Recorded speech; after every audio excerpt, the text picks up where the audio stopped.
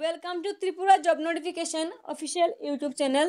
বন্ধুরা, আজকে একটা দুর্দান্ত নোটিফিকেশন নিয়ে চলে আসলাম, যা এসেছে human resource division head office, Dwarka, new Delhi. Punjab national ব্যাংকে তোমাদের নিয়োগের বিজ্ঞপ্তি এসেছে, যেখানে প্রচুর শূন্যপদ রয়েছে। প্রায় 750টি পদে তোমাদের নিয়োগ করা হবে পাঞ্জাব ন্যাশনাল ব্যাংকে। তো এখানে তোমাদের অনলাইন ফর্ম ফিল আপ শুরু হয়েছে 3/11/2025 তারিখ থেকে। ফর্ম ফিল আপ চলবে 23/11/2025 তারিখ পর্যন্ত। টোটাল 20 দিন সময় তোমরা পাবে ফর্ম ফিল আপ করার জন্য। তো যারা ফর্ম ফিল আপ করতে চাও, সময় নষ্ট না করে এই 20 দিনের মধ্যেই কিন্তু ফর্ম ফিল আপ করে নেবে। যতটুকু সম্ভব আগে ফর্ম ফিল আপ করবে, পরবর্তীতে কিন্তু সার্ভার প্রচণ্ড ডাউন হয়ে যায়। নেক্সট রয়েছে tentative date of online test. তো তোমাদের যে এই পরীক্ষার তারিখ, সেটা 90% শিওর ডিসেম্বর 2025 থেকে জানুয়ারি 2026-এর মধ্যেই হয়ে যাবে। ঠিক আছে। নেক্সট রয়েছে পাঞ্জাব ন্যাশনাল ব্যাংকে যে তোমাদের নিয়োগ করা হবে, পোস্ট রয়েছে local bank officer.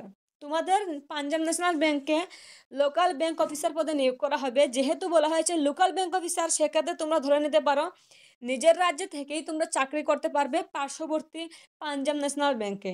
Grade scale রয়েছে JMGS1। নাম্বার অফ ভ্যাকেন্সি রয়েছে 750টি। প্রচুর শূন্যপদ, এরকম শূন্যপদ কিন্তু সচরাচর আসে না।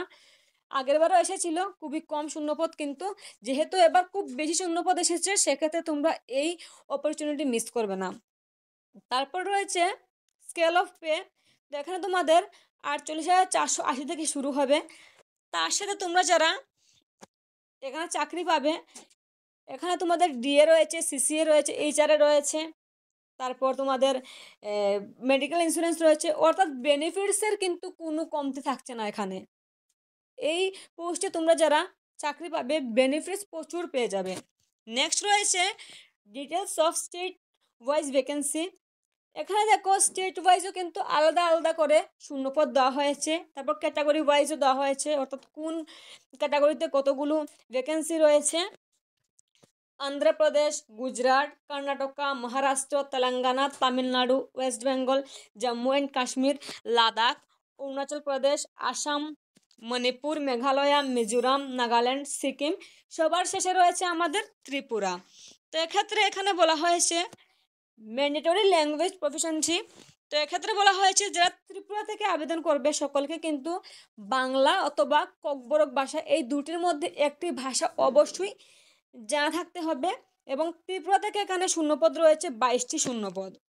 অনেক বেশি শূন্যপদ, 22টি কিন্তু অনেক বেশি। ত্রিপুরার ক্ষেত্রে এতগুলো শূন্যপদ রয়েছে, 22টি শূন্যপদ।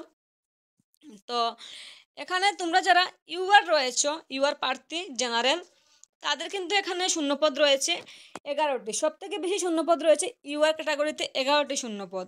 ঠিক আছে। তারপর রয়েছে এখানে ইডাব্লিউএস, ইডাব্লিউএসের রয়েছে 2টি শূন্যপদ। নেক্সট রয়েছে ওবিসিদের ক্ষেত্রে মাত্র 5টি শূন্যপদ, এসটিদের ক্ষেত্রে 1টি শূন্যপদ, এবং এসসি প্রার্থীদের ক্ষেত্রে 3টি শূন্যপদ রয়েছে। তো দেখতে গেলে ওবিসি এবং ইউআর যারা রয়েছে, তোমাদের কিন্তু শূন্যপদ এখানে অনেকটাই বেশি যারা ত্রিপুরা থেকে আবেদন করবে। আর টোটাল শূন্যপদ রয়েছে 750টি। তারপর রয়েছে এখানে এলিজিবিলিটি ক্রাইটেরিয়া। তো এখানে বলা হয়েছে একজন প্রার্থী একটা স্টেটের জন্যই শুধুমাত্র আবেদন করতে পারবে, এবং তার সাথে তাকে সেই স্টেটের নির্দিষ্ট যে ভাষা রয়েছে, যেমন আমাদের ত্রিপুরায় বাংলা এবং ককবরক ভাষা জানা থাকতে হবে। এইভাবে যে যে স্টেট থেকে আবেদন করবে, সেই স্টেটের নির্দিষ্ট একটি ভাষা থাকবে, সেটা কিন্তু তোমাদের অবশ্যই জানা থাকতে হবে। তারপর বলা হয়েছে তোমরা যখন ফর্ম সাবমিশন করে নেবে, আফটার সাবমিশনের পরে তোমরা কিন্তু এখানে কোনো ধরনের কিন্তু কোনো কারেকশন করতে পারবে না, কোনো চেঞ্জ করতে পারবে না। যখন সাবমিশন করবে এটা কিন্তু শেষ, তাই ভালোভাবে দেখে তারপর ফর্ম সাবমিশন করবে। তাছাড়া তোমরা যারা ফর্ম ফিল আপ করতে চাও, স্ক্রিনে তো আমার নাম্বার রয়েছে, বাড়িতে বসেই কিন্তু তোমরা ফর্ম ফিল আপটি করতে পারবে নিখুঁত নির্ভুলভাবে, কোনো সমস্যা হবে না। আমি অনেককেই কিন্তু ফর্ম ফিল আপ করতে সাহায্য করে থাকি। নেক্সট রয়েছে ন্যাশনালিটি, অবশ্যই ভারতীয় হতে হবে। তারপর রয়েছে এজ অ্যান্ড এডুকেশন কোয়ালিফিকেশান। তো এখানে বলা হয়েছে লোকাল ব্যাংক অফিসার পদে যে তোমাদের নিয়োগ করা হবে, মিনিমাম এজ হতে হবে 20, অর্থাৎ 20 বছর হতে হবে, এবং ম্যাক্সিমাম হতে হবে 30, অর্থাৎ 30 বছর। ন্যূনতম তোমাদের 20 বছর হতে হবে, সর্বোচ্চ 30 বছর হতে হবে। তারপর রয়েছে এখানে এডুকেশন কোয়ালিফিকেশান। এডুকেশন কোয়ালিফিকেশানে বলা হয়েছে প্রার্থীকে অবশ্যই গ্র্যাজুয়েট হতে হবে এনি ডিসিপ্লিন বোর্ড থেকে, ইউনিভার্সিটি থেকে তোমাদের গ্র্যাজুয়েট কমপ্লিট হতে হবে। বিএ, বিএসসি, বিকম যে কোনো কোর্স তোমরা করো না কেন তোমাদের গ্র্যাজুয়েশন কমপ্লিট থাকতেই হবে এবং তার সাথে তোমাদের ফর্ম ফিল আপ করার সময় ভ্যালিড মার্কশিট অথবা ডিগ্রি সার্টিফিকেট আপলোড করতে হবে।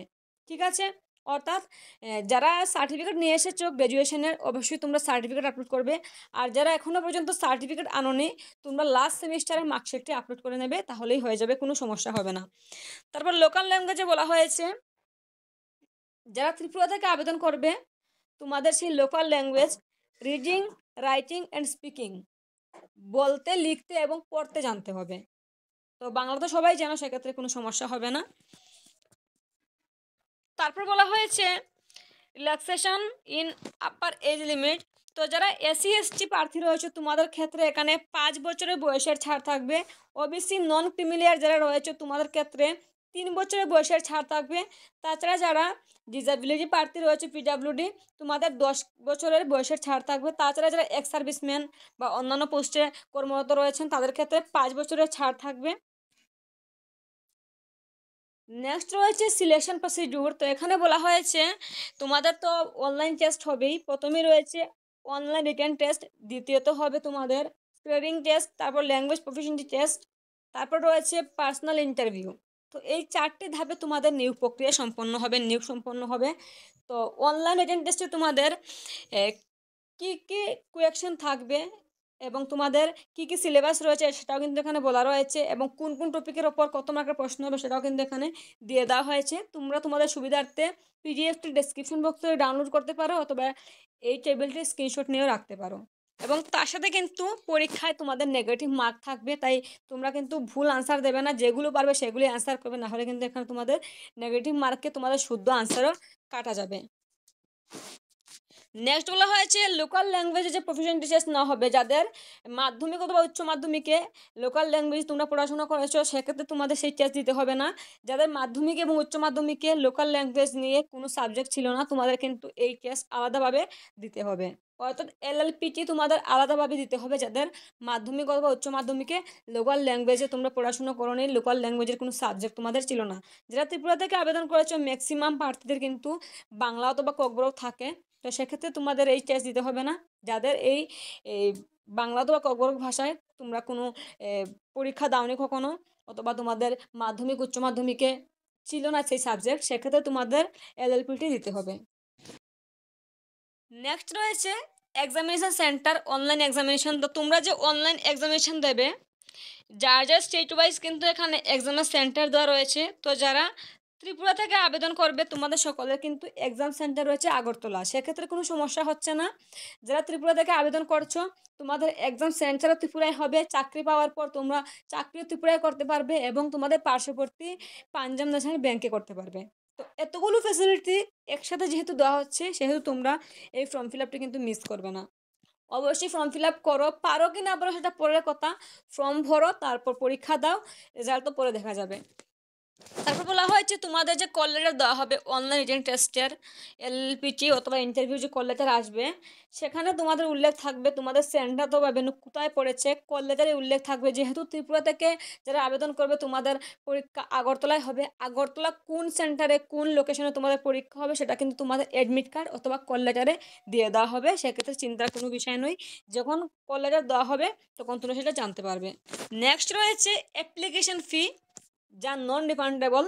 তো এসসি এসটি পিডাব্লিউবিডি ক্যাটাগরি প্রার্থী যারা রয়েছে তোমাদের ক্ষেত্রে অ্যাপ্লিকেশন চার্জ রয়েছে 50 টাকা প্লাস জিএসটি রয়েছে 18%, টোটাল তোমাদের চার্জ রয়েছে 59 টাকা।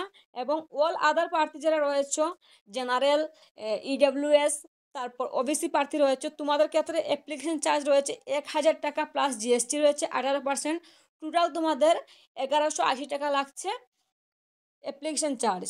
তো সেক্ষেত্রে একটু প্রবলেম হতে পারে অনেকেরই, কারণ এসসি এসটির ক্ষেত্রে পিডাব্লিউডির ক্ষেত্রে অ্যাপ্লিকেশন চার্জটা অনেকটাই কম, বাকিদের ক্ষেত্রে 1180 টাকা, অনেকটাই বেশি। তো সেক্ষেত্রে তোমরা ফর্ম ফিল আপ করতে পারো, বাকিটা তোমাদের ইচ্ছে। ঠিক আছে, এখানে যা নোটিফিকেশানে ছিল সেটাই আমাদের বলতে হবে, আমরা আলাদাভাবে কিছুই করতে পারি না বা বলতে পারি না। যেহেতু এত টাকা টাকা দিয়ে ফর্ম ভরবে, সেহেতু তোমরা খুব ভালো করে প্রিপারেশান নাও, তারপর ফর্মটি ভরো। না হলে কিন্তু শুধু শুধু এতগুলো টাকা তোমাদের চলে যাবে। তাই ভালো করে প্রিপারেশান নাও। যারা প্রিপারেশান নেয় তাদের কিন্তু পরীক্ষার ফল খারাপ হয় না, অত্যন্ত ভালো রেজাল্ট করে তারা। এরকম অনেক রয়েছে আমার গ্রুপে যারা আমাদের নোটিফিকেশান দেখে ফর্ম ফিল আপ করেছে, ভালোভাবে পড়াশোনা করে বর্তমানে কিন্তু তারা বিভিন্ন সেক্টরে চাকরি করছে। আর যাদের ফর্ম ফিল আপ আমি নিজের হাতে করে দিয়েছি। তো অনেক ভালো লাগে যখন কেউ ফর্ম ফিল আপ করার পর আমাদের গ্রুপ থেকে নোটিফিকেশান দেখছে, ফর্ম ফিল আপ করছে, চাকরি পাচ্ছে। অনেক ভালো লাগে যখন ওরা সেটা আমাদের জানায়। তাই তোমরা হাল ছেড়ো না। চার্জ যতই হোক না কেন, অ্যাপ্লিকেশন চার্জ যাই হয়ে যাক, তোমরা ফর্ম ফিল আপ করবে, ভালো করে প্রিপারেশন নাও, তারপর পরীক্ষা দাও, দেখবে রেজাল্ট কিন্তু ভালো হবে। নেক্সট রয়েছে হাউ টু অ্যাপ্লাই। তো বলা হয়েছে সবাইকে অবশ্যই অনলাইন অ্যাপ্লিকেশন করতে হবে 3/11/2025 থেকে 23/11/2025 মধ্যে।